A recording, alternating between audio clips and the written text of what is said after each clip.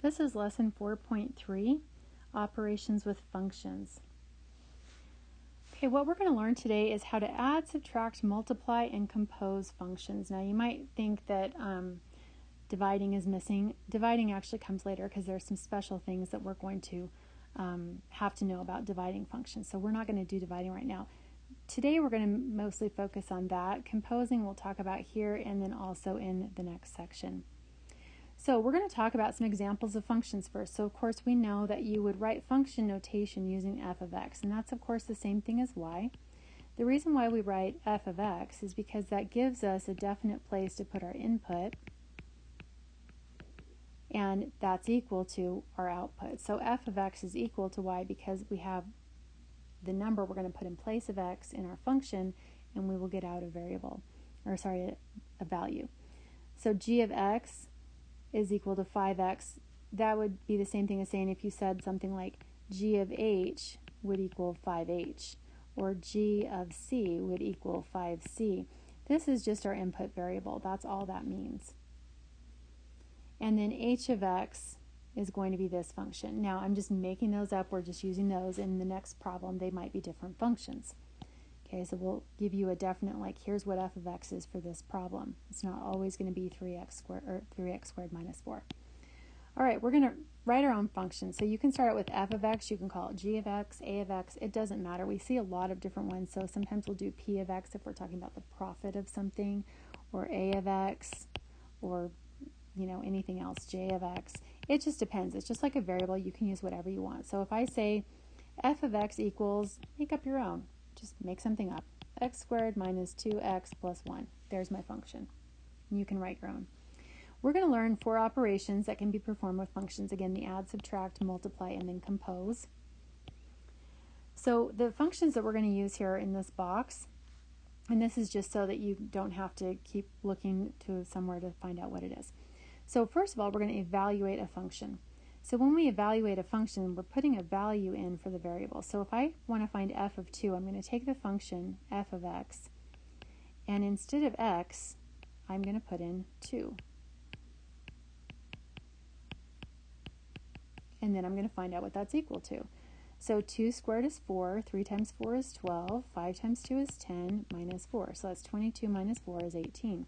So that means that for this f of x, f of 2 is equal to 18. Okay, number 2, negative 4 times k of 3. So I'm going to be using my k function right there. So I'm going to do 2, and then instead of x, I'm going to put 3.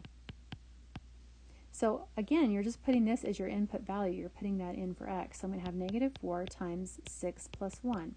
Negative 4 times 7, which is negative 28. So I know that negative 4 times k of 3 is negative 28. Okay, go ahead and pause and see if you can do 3 and 4. Come back and check. Okay, for number 3, you should have done w of 0, so 2 times 0 to the second power minus 3, and then minus p of 4. So that would be 4 to the second power. So make sure you don't forget things like that. You don't want to forget to add that on. So once you put in for x, you don't want to forget the rest of whatever's there. 0 square, of course, is 0. 2 times 0 is 0. So I'm going to have negative 3 minus, this is 16. So that should be negative 19. And for number 4, this one gets a little bit confusing. You're going to have h of m of negative 4. So it's just like with parentheses. You're going to work from the inside out. So first find what m of negative 4 is. So I'm going to come up here and find m. And so I'm going to do 3 times x, which is negative 4, minus 4. And that's what m of negative 4 is. So that's going to be negative 12 minus 4, so negative 16. Now I'm going to find h of negative 16. So I'm going to take my h function, and I'm going to say 7 times negative 16. So that is negative 112. Okay, continuing on, we still have the same functions. I've just put them up here at the top so you can see. You've got them on your page though. The next set we're going to do, we're going to perform the operation. You'll notice that we don't have values in this one. We're still going to have our x's, and so that means that our answers will be in terms of x. So we're going to still have x. So if I have f of x, take away m of x, I'm going to take the function f of x, and I'm going to subtract the function m of x. Now when you're subtracting, one thing you have to be really careful of is you're subtracting this entire thing.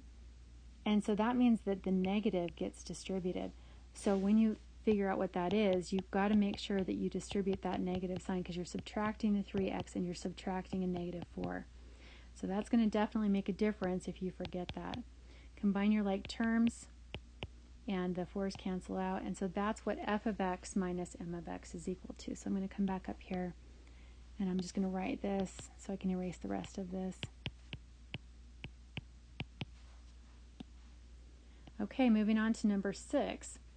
We're going to take g plus m of x. So one thing I want you to write down is that this is the same thing as g of x plus m of x. So sometimes it's written one way, sometimes it's written another. It doesn't matter. It means the same thing. So I'm going to take my g of x and I'm going to add m of x. Now when you're adding, you don't have to worry about the signs like we did on the last problem. So I can just go around combining my like terms, simplifying it, and that's my answer. So this is going to be equal to 5x squared plus x plus 3. There's no value for it, so I just still have my input variable x, and that's all I'm going to do. Okay, go ahead and pause. You're going to be adding and then subtracting, adding, and then multiplying. So go ahead and pause this and see if you can get the right answers for them. Okay, I've got the answers written down to 7 through 10. A couple of things that I want you to notice. Number 8, you're taking something and taking away itself. No matter what your numbers are, if you take the exact same thing away, you're going to have 0. On number 9, I want to point out that if you have f of x plus f of x, you really have 2 times f of x. So if you think about it like that, all you're doing is you're taking f of x and multiplying by 2. And you know how to do that pretty easily without really writing anything down. On number 10, m of x times k of x. So you're going to take this binomial and multiply it by this binomial. And we've done that before. So you're going to multiply, simplify your like terms, and you get 6x squared minus 5x minus 4. Okay, we've got a few more examples to practice this. So on number 11, remember that this is equal to h of x minus k of x. And 13, this would be g of x times h of x. So just depending, it might be written differently. So 14 is going to be w of x times h of x. And same thing on 16. Okay, so go ahead and pause and come back and make sure you got the right answers. Okay, here are the answers to 11 through 16. Pay attention on number 12. You're adding, not multiplying. So make sure you do that. On number 13, watch your signs.